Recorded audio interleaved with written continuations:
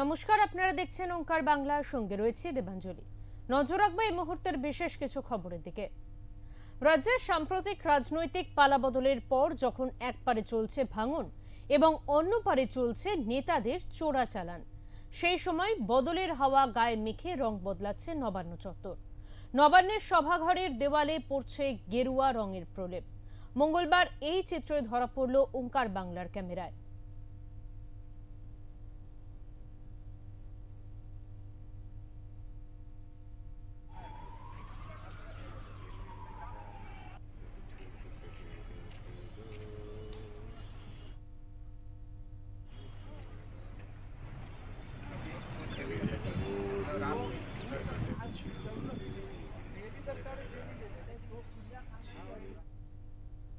আমরা এই বিষয়ে চলে যাব। আমাদের সঙ্গে রয়েছেন টেলিফোন লাইনে আমাদের প্রতিনিধি বিশ্বজিৎ হালদার। বিশ্বজিৎ, যে খবর এই মুহূর্তে আমরা দেখতে পাচ্ছি, নবান্নে রঙের পরিবর্তন হচ্ছে, রাজ্যে যে রঙের পরিবর্তন হয়েছে, কার্যত সবুজকে ধুয়ে মুছে সাফ করে এ রাজ্যে গেরুয়া রাজ চলছে বর্তমানে। সেখানে দাঁড়িয়ে রঙের পরিবর্তন হচ্ছে নবান্নেও। আর কোথায় কোথায় রঙের পরিবর্তন হতে পারে, কি জানা যাচ্ছে সে বিষয়? দেখো, আজকের যেটা সূত্র মারফত জানা যাচ্ছে যে আজকের একটা পূর্ণ ফ্রন্ট রয়েছে বা একটা পূর্ণ তিথি রয়েছে। সেই অনুযায়ী আজকের নবান্নের যে সভাঘর রয়েছে, সেই সভাঘরের একটি দেয়ালে আজকে সকাল থেকে রং করা শুরু হয়। তবে বেশ কিছুক্ষণ পর সেই রঙের কাজ যদিও বন্ধ হয়, কারণ নবান্নে একটা বৈঠক ছিল বলে সেটা বন্ধ করা হয় পূর্ত দপ্তরের পক্ষ থেকে।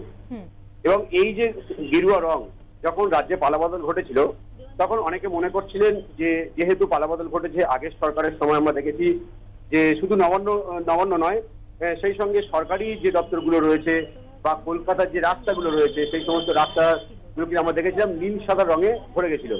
অনেকে সেই সময় বলতেন যে মমতা বন্দ্যোপাধ্যায়ের যে শাড়ি এবং তার নীল পাড়, সেই মতো করে এই যে নীল সাদা রং মমতা বন্দ্যোপাধ্যায়ের খুব পছন্দের রং। সেজন্যই কলকাতার প্রশাসনিক ভবন, বিশেষ করে নবান্ন এবং সেই সঙ্গে রাস্তার যে দুধারে রং নীল সাদা হয়েছিল। তবে তার বিজ্ঞানসম্মত কোনো ভিত্তি বা বাস্তবতা ছিল কিনা সে নিয়ে বিতর্ক হয়েছিল। বিরোধীরা সেই সময় রেডে করে উঠেছিল যে রাজ্যের কোষাগারের টাকা নষ্ট করে এইভাবে রং করার কোনো যুক্তিকতা ছিল না, সেই সময় প্রশ্ন উঠেছিল।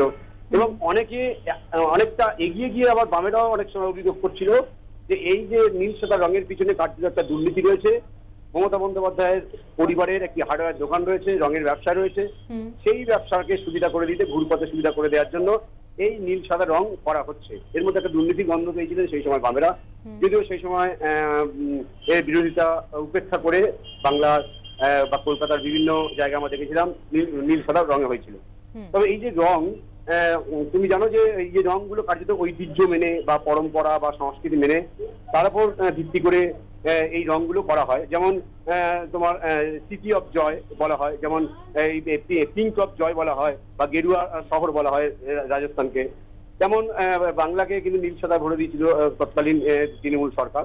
তবে এবারে আমরা দেখা গেল যে রাজ্যে যখন পালাবদল ঘটলো, অনেকে মনে করছিল তাহলে কি নবান্নের রং বদলাতে চলেছে, নবান্ন কি তাহলে অরেঞ্জ বা গেরুয়া কালারের হবে, এমন একটা জল্পনা চলছিল রাজ্য রাজনীতি। তবে মাত্র একটা মাস হয়েছে নতুন সরকার ক্ষমতায় এসছে, একাধিক তারা পদক্ষেপ নিয়েছে।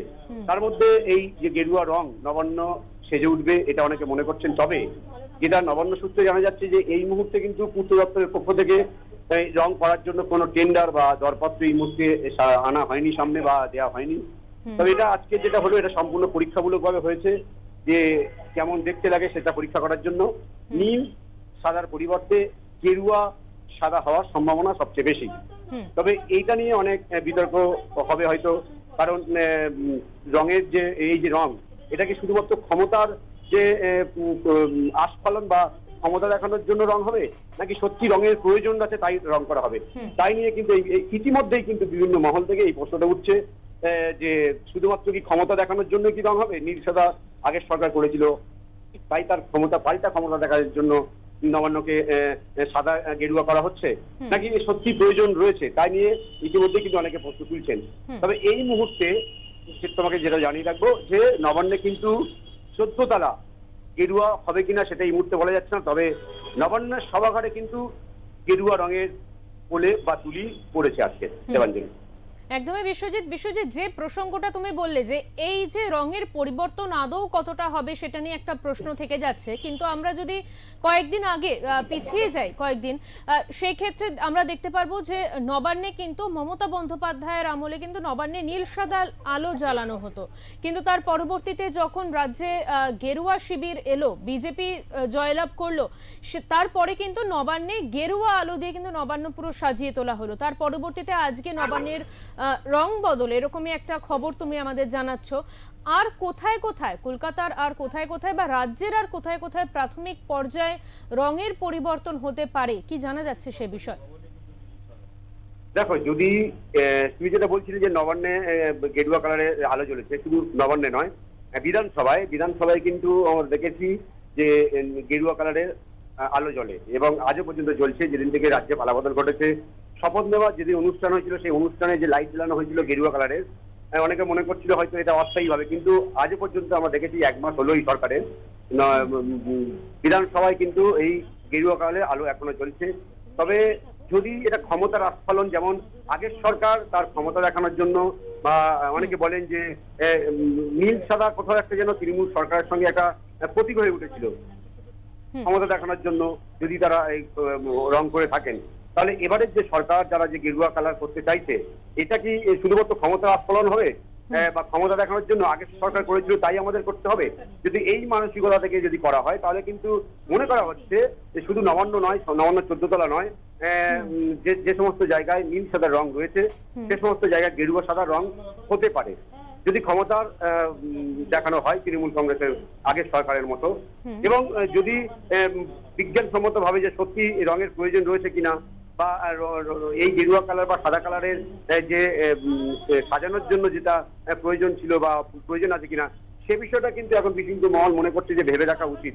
শুধুমাত্র রাজ্য সরকারের কোষাগারের টাকা খরচ করে একটা সরকার নীল সাদা করেছে বলে তার পাল্টা গেরুয়া সাদা করতে হবে, তাই নিয়ে কিন্তু বিতর্ক ইতিমধ্যেই তৈরি হয়েছে। তবে এখন দেখার যে আগের সরকারের পথে হেঁটে এই বিজেপি সরকার তারাও কি নীল সাদাকে থাকতে গেরুয়া সাদা করবে, সেদিকে অবশ্যই আমাদের নজর থাকবে। একদমই বিশ্বজিৎ, তুমি আমাদের সঙ্গে থাকো, আমরা পরবর্তী আরো একটি খবরের দিকে নজর রাখবো, তুমি আমাদের সঙ্গে থাকো আপাতত।